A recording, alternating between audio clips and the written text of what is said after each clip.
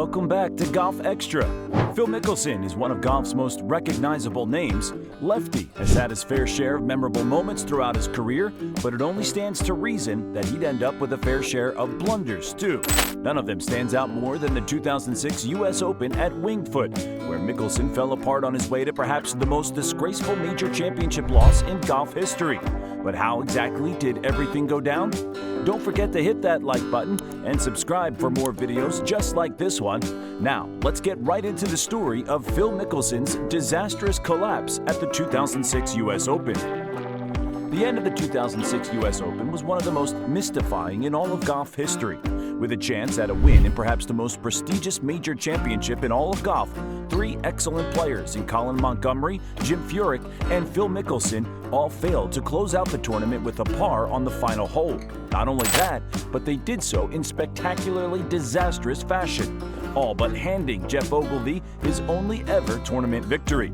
The players were left stunned by the proceedings on that Sunday, with Montgomerie dejectedly remarking, "This is as difficult as it gets. You wonder sometimes why you put yourself through this." Phil Mickelson, though, was perhaps the most distraught. The major was right there for the taking, and he let it slip away. After the event, he said, "I'm still in shock that I did that. I just can't believe that I did that. I'm such an idiot." Those are some visceral reactions from some normally pretty reserved players.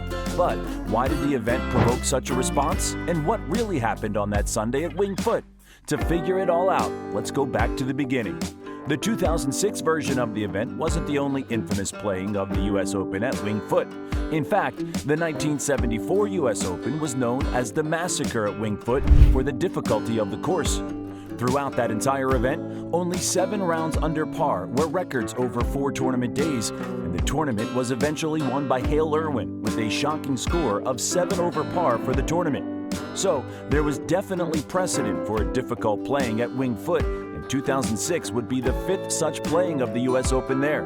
Players initially didn't anticipate the course conditions hindering the players as much as it had in 1974, but there was still an air of mystique and intimidation surrounding Winged Foot leading up to the event. The tournament started out with difficult rounds for many of the players. Scottish player Colin Montgomerie was the only player to card a round under par, calling back to the 1974 event. However, Phil Mickelson, Jim Furyk, and 3 others were only 1 shot back, while players like Vijay Singh and Geoff Ogilvy lurked within 2 shots. In the second round, Steve Stricker made a move into first place with the round of 69 to become the only player under par, as Montgomerie dropped back into second place. Phil Mickelson struggled, dropping 3 strokes down into a tie for 7th place.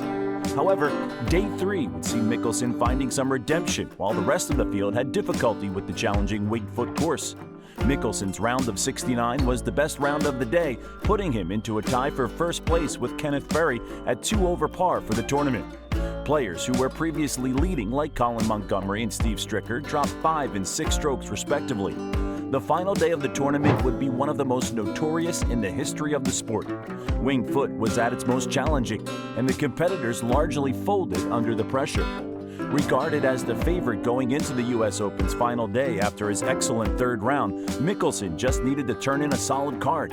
However, he started off poorly, sending his drive on the opening hole sailing way right into the gallery below. It would foreshadow significant challenges for Mickelson, who ended up only hitting 2 fairways on the entire day. On the relatively easy 5th hole, Mickelson again didn't take a good tactical approach. After finding himself in a bunker after his drive, he tried to lay up and instead buried his second shot in some deep rough.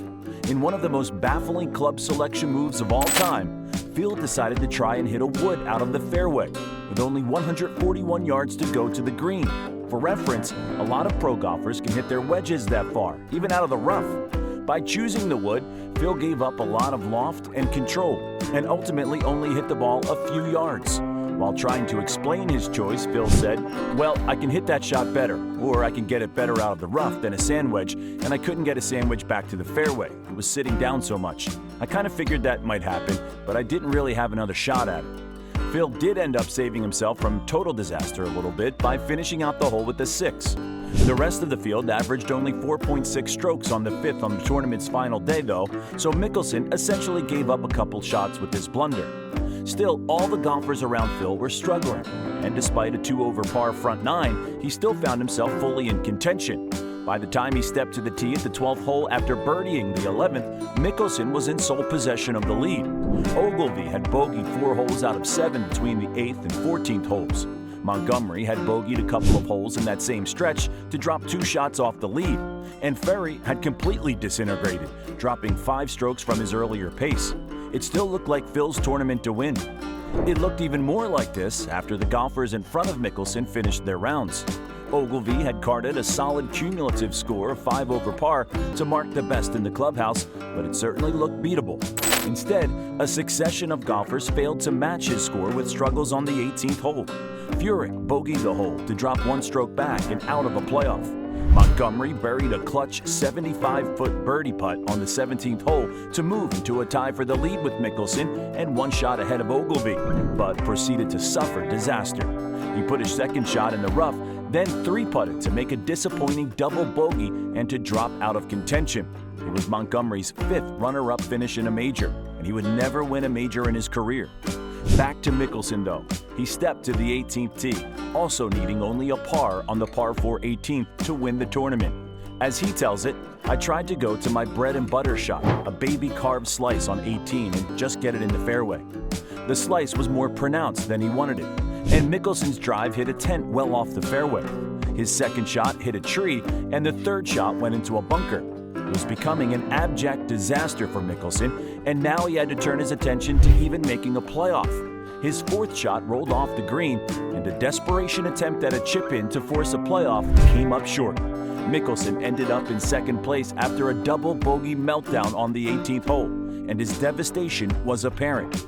After the round, he said, "The biggest reason why this is so disappointing is that this is a tournament that I dreamt of winning as a kid, that I spent hours practicing, countless hours practicing, dreaming of winning this tournament. Came out here weeks and months in advance to get ready and had it right there in my hand, man. It was right there, and I let it go." There was perhaps only one happy man on the day at Winged Foot, Jeff Ogilvy, although his happiness was tempered by compassion for his competitors. He watched both Montgomery and Mickelson double bogey the 18th, and especially with Mickelson, thought that he would finish out of the round successfully, saying, "I thought something silly's going to happen. He's going to hit it stiff, and we're going to play tomorrow." But that wasn't a very good spot where he hit it there. He got pretty unlucky, obviously. In the end, there was only one lucky man at Winged Foot in 2006. Ogilvy had put himself in a great position by chipping in for par on the 17th and making a short putt for par on the 18th. However, he had ultimately found himself to be quite fortunate with the downfalls of Mickelson and Montgomery. Even he knew it, saying, "I think I was the beneficiary of a little bit of charity. I think I got a bit lucky." So, what do you think about Phil Mickelson's collapse at the 2006 U.S. Open? Do you think that Winged Foot is the most difficult course in U.S. Open history? Be sure to leave us a comment with what you think down below. Make sure you like, subscribe, and turn on post notifications so you can watch our latest content updates as soon as they drop. We'll catch you in the next one. Have a great day.